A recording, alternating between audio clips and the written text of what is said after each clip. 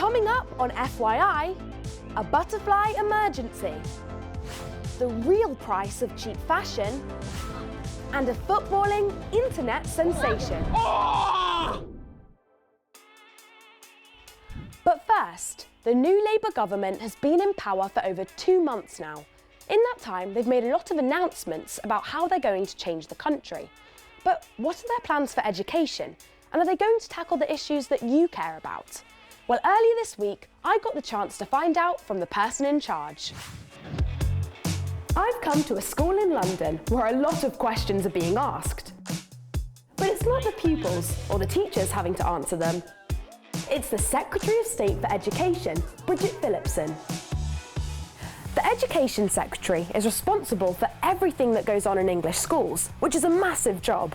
We've had loads of questions sent in from FYI News Club members keen to hear what her plans are, and I'm going to put those to her along with a few of my own. So first of all, thank you so much for joining me. Some of our FYI News Club members have asked what you're going to do to help protect us from fake news online. What more needs to be done to help us spot misinformation? I'm concerned about what young people will often see online, and I want to make sure that all young people have got the critical thinking skills to challenge and question what's in front of them. But as part of the review that we've announced into curriculum, this will be a part of it to make sure that everyone is able to look at what's in front of them and think, is this right? And ask the correct questions about it. The number of kids with special educational needs and disabilities has more than doubled in the past 9 years, but loads aren't getting the support they need. So what are you going to do about these problems? The whole system where it comes to support for children with special educational needs and disabilities just isn't working in the way that it should. There's a lot more that we need to do. So as part of the review that we've got underway, that is being led by experts in education, and they're looking right across the board at all areas of the curriculum and what we need to do differently. And access to school sport is a really important part of that as well. And I want to make sure they take account of that and making sure it's inclusive as well. Our last Prime Minister wanted pupils to study maths until they're 18. That's 2 years longer than we have to already. But you got rid of his plan because you thought it would cost too much money to change. And lots of kids actually think we should be spending more time on art-based subjects like art, drama and music. So do you think that these subjects are just as important as, say, maths, English and science? I do. My concern is that at the moment, it's often just parents who can afford to pay for extras where their children get that music lessons or drama or sport, and I want it to be accessible and available to all of our young people. There's a record number of kids missing school. As many as 1 in 50 are missing at least half of their lessons. So why do you think this is, and how are you going to get kids back into school? I am really worried about it, and I know that for some young people they face lots of challenges. It makes it harder for them to feel that they want to be in school. And that's why it's really important that we support those young people where it comes to mental health support in particular, and we know that we have to do a lot more. Some kids don't even have a choice whether to be in school or not, like FYI viewer Eva. As a student with long COVID since 2020, I've missed 47 months of school and social life. What specific plans do you have to support students like me with chronic conditions? I'm really sorry to hear about the health impact. We do sadly see quite a lot of children who are out of school for extended periods of time. It must feel really daunting to be facing that prospect of going back. That's why the approach that we take is making sure that we're putting support in place to support children back into the classroom. And staying with schools, I know that all primary school children in Wales now have access to free school meals, but in England they can only get breakfast. Don't you think English children deserve the same opportunities as kids in Wales? I mean, I do understand the arguments around this, and you know, for part of my childhood, I received free school meals, so I know that they're an important part of the system. I think equally, what I hear a lot from teachers is that children are arriving at school already hungry, which is why our breakfast clubs would make such a big difference in getting children off to a really great start. An academy has decided to ban phones in schools. Do you think that's a good idea? The vast majority of schools take that approach, and I think that's the right thing to do. I think there's a distinction to draw where it's teachers who are directing young people to use technology. We all know that they can be incredibly distracting, and we shouldn't have that in the classroom. Well, thank you so much for joining me and answering all my questions. Thanks very much. It's good to be with you. Here on FYI, we're always on the lookout for fake news. So when we spotted this next story, we thought it was well worth checking out. Apparently, a rare species of penguin, known for its stinky smell, has been voted New Zealand's Bird of the Year. But is this true, or is something fishy going on? Find out later in the show. And from rare penguins to a butterfly emergency. Wildlife charity Butterfly Conservation has just announced the findings of its annual Big Butterfly Count, which was carried out by 85,000 volunteers, and the results are very worrying. They found that sightings of butterflies were down by half compared to last year, and a third of species were at their lowest levels ever recorded. As a result, they have declared a nature emergency and called on the government to do more to ban pesticides that can harm butterflies. Now, this month has been declared Second-Hand September by the charity Oxfam, who are encouraging us to take a stand against cheap high street clothing, often called fast fashion. But what is the problem with fast fashion? And what is the true cost of buying cut-price clothes? Well, Maya has been finding out.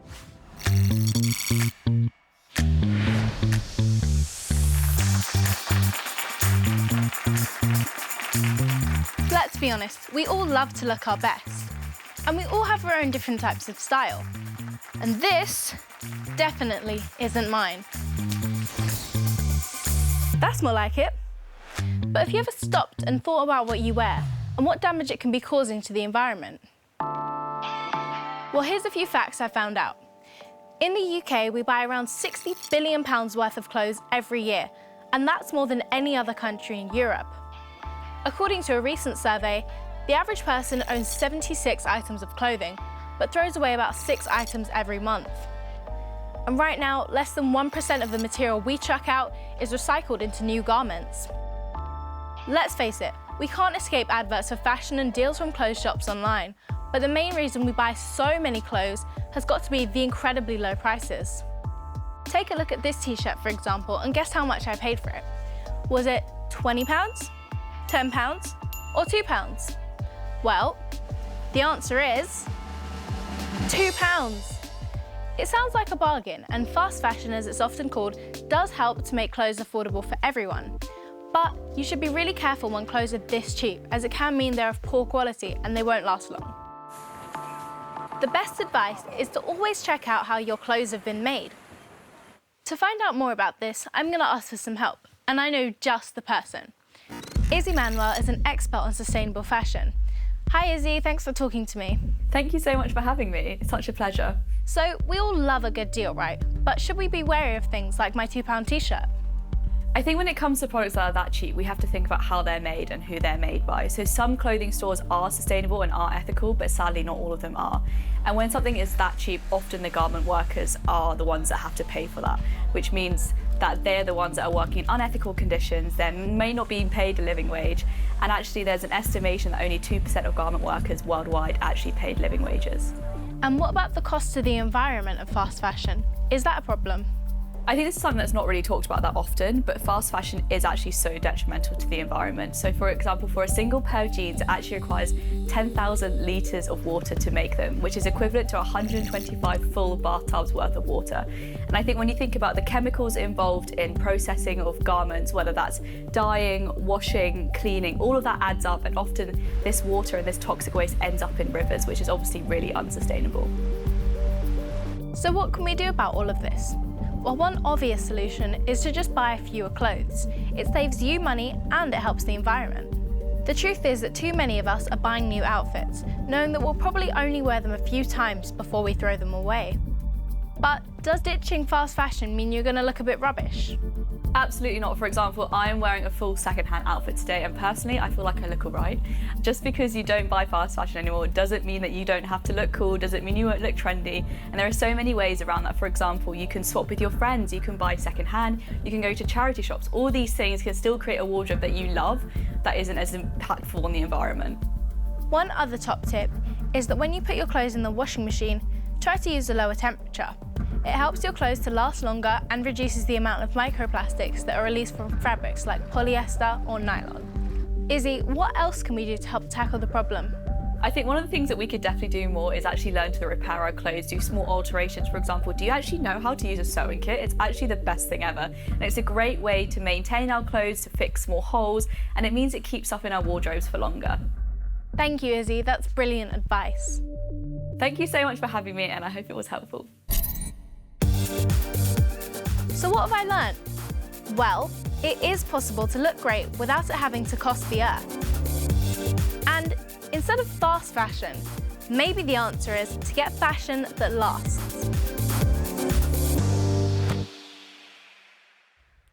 Now check this out.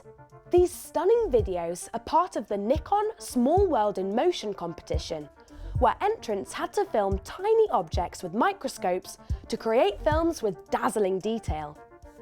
The winning video was this amazing close-up film of a fruit fly embryo, captured by a scientist in Germany.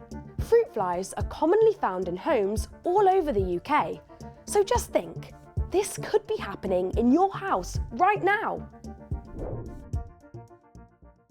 Back in the summer, we featured a young, viral football freestyler called Leo, who dazzled us with his skills. So we thought it would be fun for him to meet a global footballing internet sensation to see if he could learn a few new tricks. My name's Leo. You might remember me from my previous episodes of FYI. I love football and creating videos. But today, I'm about to meet an online football star who has millions of subscribers. He also happens to be one of the reasons I started to create my own football videos. Iman Balogun, aka SV2, is a content creator who is best known for his videos on football and gaming. And he has nearly 4.5 million subscribers. My most popular video had 8 million views. I was pretty happy with that. But Iman's most popular video was viewed 27 million times. Wow! I'm about to meet Iman and I'm really excited. Yeah! My boy, how you doing, bro? I'm good. All good, yeah? Yeah. Hey, good to meet you, my guy. Hey, welcome to the SV2 pitch, bro. I've got a question, bro. What football team do you support? Liverpool. No. Do you know what? I'm gonna have to allow you there only because my dad supports Liverpool as well, innit? So I'll say that's kind of like, maybe it's like my second team, but obviously Arsenal supporter over here, Arsenal supporter. So how do you come up with the ideas for your videos? So obviously you know that we do a lot of the stuff with the kids. We've got like a special guest on my channel called Kid Ronaldo and Kid Messi as well that appear on my channel. So we just come up with fun football concepts that I know my audience will enjoy. It's crazy how many views your videos get. I know, and it's, to me, it don't seem real. I said to myself, you know what, let's try and make a book. We're gonna include lots of tips, football stuff, football facts as well, and I think just lots of stuff in the book that will entertain kids. If I was like back in school, I think I'm happy because I think my past self would be so proud of me for making a book. Iman, I've watched your videos since I was 9 and you're a huge inspiration for me. One of my big goals is to be as big as you. So is there any advice you give me to get as big as you? My main thing I'd say is to be consistent. I could post one video today. If I don't post for 3 months, people might just end up forgetting about my whole career just existing, basically. Number 2, I definitely say adding your own twist onto trends. Always show your character on there as well. Don't be too boring. You want to be entertaining. So I know you've got really good skills, so could you show me any? I've got you, my bro, let's go. Come on, let's do it. Get it up, flick it like that. Yes, yeah. All right, since you've already got the skills, is there anything you can actually teach me? Right, okay. That is clean. Yes! Yes! You want to get advanced? Yeah, show me a hard one. Aqua 3000, there we go. Yes. Yep, yes! Thank you for that. No worries, my guy. Hey, best of luck with your channel. I hope to see you at the top.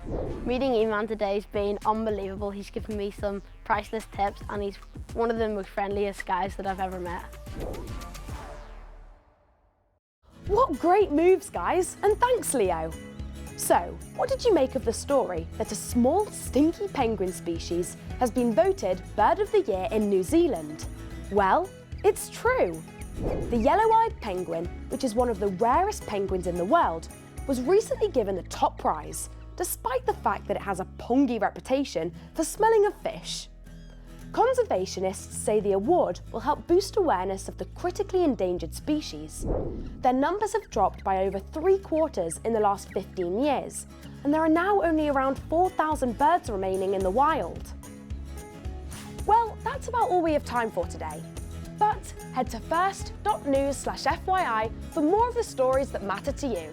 See you again next week. Bye!